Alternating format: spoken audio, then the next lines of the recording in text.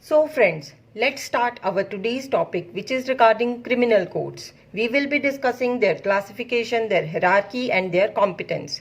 Before jumping into the elaborate discussion, kindly refer to the following chapter and sections. Chapter 2, section 6, chapter 3, section 26 to 29, chapter 14, section 190 and 193, chapter 16, section 209, chapter 24, section 323 and 325.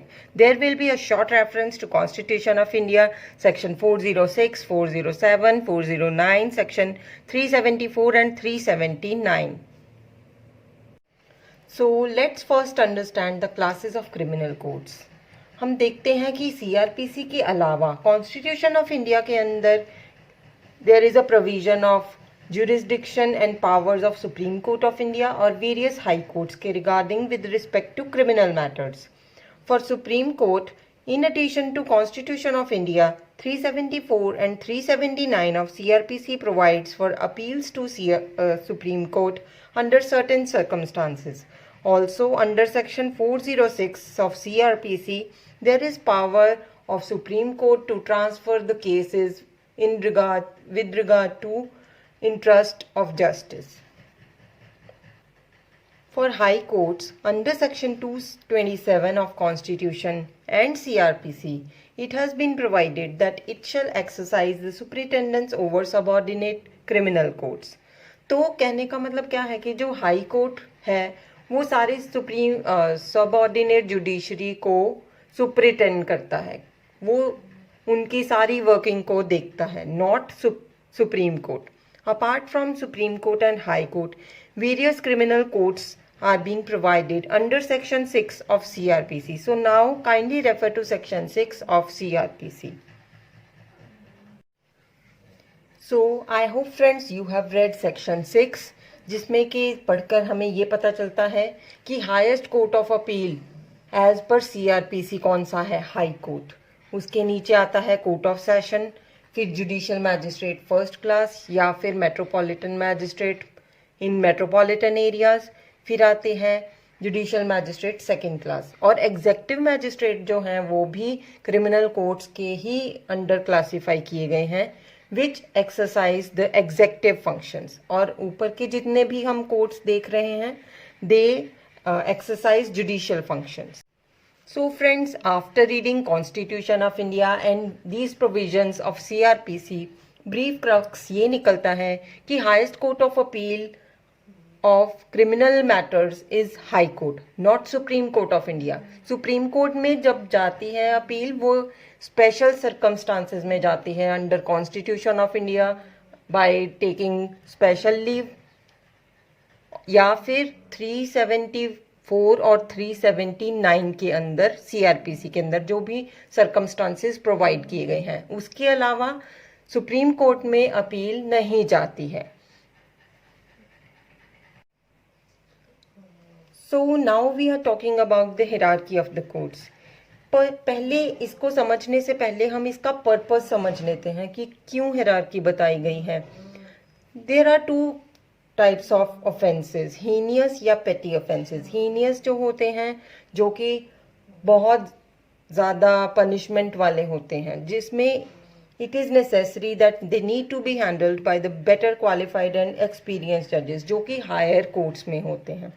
और जो petty offenses होते हैं those can be handled by subordinate judiciary. तो इसका purpose hierarchy का ये है to utilize the limited resources available to administer justice, ताकि जो भी हमारे पास resources, क्योंकि बहुत कम resources हैं इंडिया में, तो उनको अच्छे से हम utilize कर सकें so that justice delivery is right.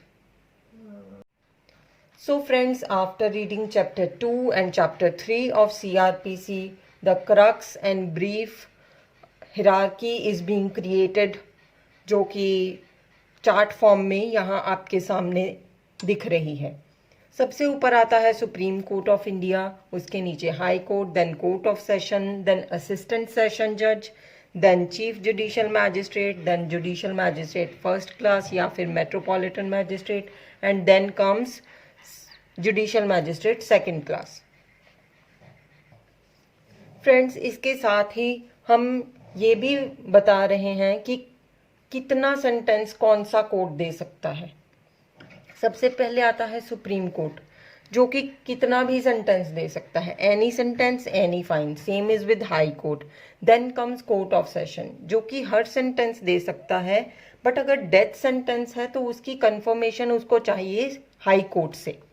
Then ये बहुत याद रखने वाली बात है कि एडिशनल सेशन जज जो है that is covered under court of session, वो हर सेंटेंस दे सकता है विद और death sentence with confirmation of high court. But assistant session जज जो है वो सिर्फ सेंटेंस दे सकता है up to 10 years, not beyond that. CJM की पावर है up to 7 years plus any fine.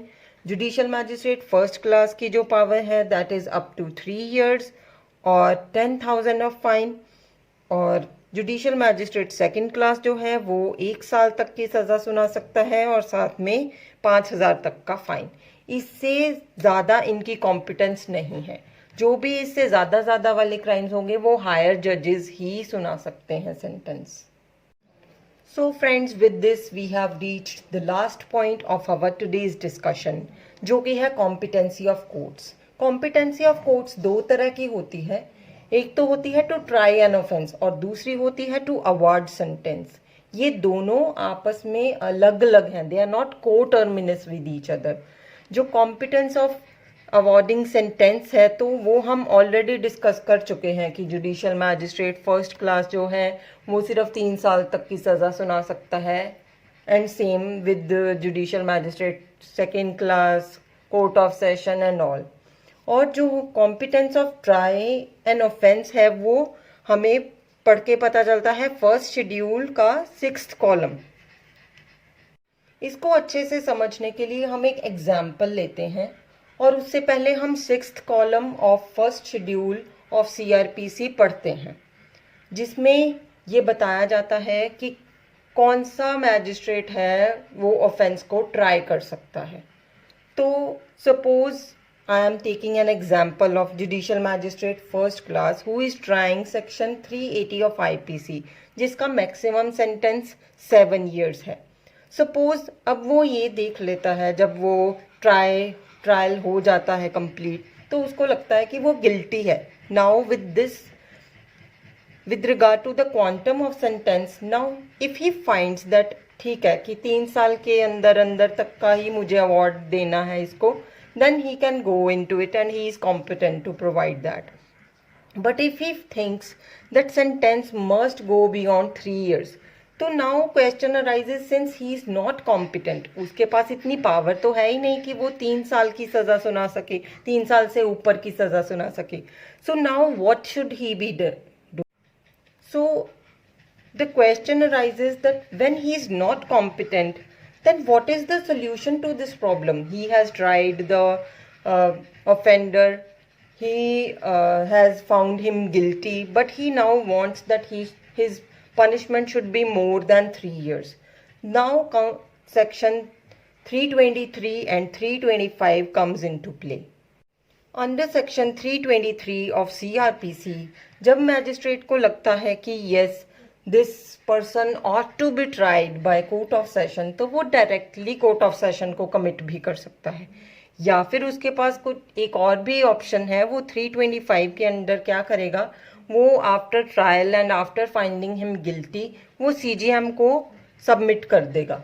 CGM आगे क्या करेगा, या तो अगर उसकी कॉम्पिटेंस है सेम, अगर उसकी कॉम्पिटेंसी है कि हाँ वो उतनी सेंटेंस प्रोवाइड कर सकता है, तो वो पास कर देगा उतना सेंटेंस। अगर उसको भी लगता है कि उसके पास पावर नहीं है, तो वो फिर से 323 के अंडर जाएगा और कोर्ट ऑफ सेशन को कमिट कर देगा। नाउ फ्रेंड्स, लेट्स अंडरस्टैंड कि कोर्ट ऑफ सेशन के पास कौन कौन से केसेस और कैसे कैसे जाते हैं। या तो जो हम अभी पढ़ चुके हैं कि 323 के अंडर मैजिस्ट्रेट को लगता है that this case ought to be tried by court of session, अगर उसको लगता है कि बहुत पब्लिक इंटरेस्ट के रिलेटेड है या फिर बहुत हीनियस क्राइम लग रहा है, तो वो कोर्ट ऑफ सेशन के पास जाएगा। या फिर उसको लगता है कि on the ground of greater punishment, की उसकी कॉम्पिटेंस नहीं है इतनी पनिशमेंट देने की, तो कोर्ट ऑफ सेशन के पास वो 323 के अंडर कमिट कर देगा, या फिर अगर exclusively triable by court of session है under column 6 of schedule 1 of CRPC। हम ये समझते हैं कि 190 और 193 का कंबाइंड इफेक्ट ये है कि जो मैजिस्ट्रेट है that will take cognizance of any case and commit under section 209 to court of session, क्योंकि कोर्ट ऑफ सेशन खुद से प्रोहिबिट किया गया है under section 193 to take the cognizance of any offence. और तीसरा जो हमारा केसेस, तीसरी तरह के केसेस जो कोर्ट ऑफ सेशन ट्राई करता है वो है जब वो खुद से विदड्रॉ करता है under section 409। Now the question arises that sometimes schedule के अंदर कॉलम 6 में ये स्पेसिफिकली मेंशन किया जाता है कि जुडिशियल मैजिस्ट्रेट फर्स्ट क्लास ही कॉम्पिटेंट है ट्राई करने के लिए, तो कोर्ट ऑफ सेशन या हाई कोर्ट को अंडर 407 वो कैसे ट्राई कर सकते हैं under their original jurisdiction that same case. तो इसका आंसर हमारा सेक्शन 26 क्लॉज ए के अंदर जाता है, which comes into play and provides for the concurrent competency of trial to High Court, Court of Session and any other criminal court. So friends, if you have any question with regard to any of the topics discussed today, you can ask in the comment section or you can directly message me on my Instagram handle advocatemeenu12. Kindly like, share and subscribe to my channel. Thank you so much.